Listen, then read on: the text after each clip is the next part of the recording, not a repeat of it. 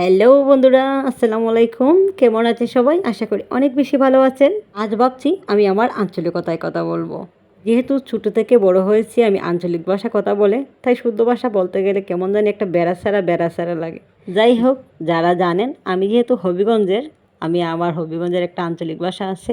আর আমার বাবার বাড়ি কিন্তু বানিয়াচং, আর বানিয়াচংয়ের আঞ্চলিক ভাষা আর হবিগঞ্জের আঞ্চলিক ভাষা প্রায় একরকম। যারা আমার ভিডিও প্রত্যেক দিন দেখুন, আপনারা জানাই আমার পক্ষ থেকে অনেক অনেক শুভেচ্ছা এবং ধন্যবাদ। সবসময় আমাকে সাপোর্ট করবেন।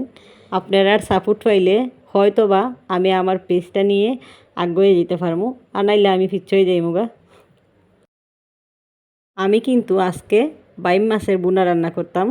এটার লাগে আমি প্রথমে তেল দিলাম, তেল দিয়া একটু পেঁয়াজটারে ভাজা নিছি, তারপরে কাঁচামরিচ দিয়ে দিলাম, দিয়া হলুদ মরিচ দিয়ে দিলাম, দিয়ে অল্প একটু জিরা দিছিলাম, দিয়ে একটু কষাই নিলাম আর কি। কষানো হয়ে যাইলে আমি বালা করে বাইম মাছ দিয়ে আবার একটু কষাই নিছি।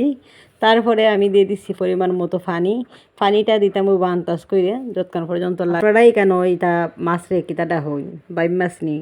এই বাইম কিন্তু আমার জামাই খুব পছন্দ করুন।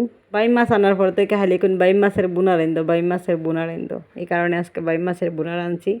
আর রান্নাটা কিন্তু অনেক সুন্দর হয়েছিল, কিন্তু বিশ্বাস করুন আমি লবণ দিতে ভুলে গেছিলাম গা। পরে যখন সাককে দেখা যায় লবণ নাই, তারপর আবার লবণ দিছি, দিয়ে আবার জাল দিছি, তারপর অনেক মজা হয়েছে। কিন্তু অন্যদিকে আমি আজকে মুরগি রান্না করবো, এই কারণে একটা আস্ত ডিমের মতো দেখা যায়। এটা কিন্তু রসুন, যেহেতু ফ্রিজ থেকে বাই করে রসুনটা কাটতে জ্বালাইছি, এই কারণে রসুনটা গলতাছে না। কিছুক্ষণ নাইরে সাইরে তারপর বালা করে ভেঙে নিলাম। মুরগির তরকারি যে মশলা ফাতি দেয় সবগুলা দিয়ে দিলাম। এখানে দিছি হলুদ, মরিচ, ধনিয়া, জিরা, আদা, রসুন, পেঁয়াজ, দারচিনি, লং, এলাচ সব কিছু একটু বালা করে কষাইয়ে নিছি। নেওয়ার পরে দিয়ে দিলাম মাংস। এবার মাংসটাও বালা করে কষাইয়ে নিমু।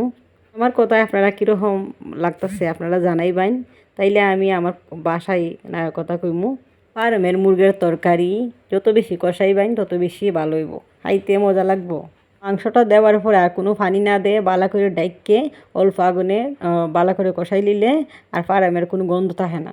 কিন্তু বালা করে কষাই নিছিলাম, তারপর আমি পরিমাণ মতো পানি দিয়ে দিলাম, দিয়ে আবার কিছুক্ষণ নাইরে সাইডে রান্না করে নিমু। এইভাবে রান্না করে ফার্মের মুরগির তরকারি কিন্তু খাইতে অনেক মজা লাগে। আমার এই আঞ্চলিক ভাষা আপনাদের কাছে কেমন লাগছে আমার কমেন্ট করে জানাইবেন। যদি আপনারা জানেন আমি উৎসাহ পাইমু, উৎসাহ হইয়ে আবার সুন্দর সুন্দর ভিডিও দিমু। শুননি রান্না কত সহজ, আপনার সাথে কথা কইতে কইতে রান্ধে নিতে পারি। আমি কামলা আছি, কতলা কাম হেলা করন লাগে জানেন না তো।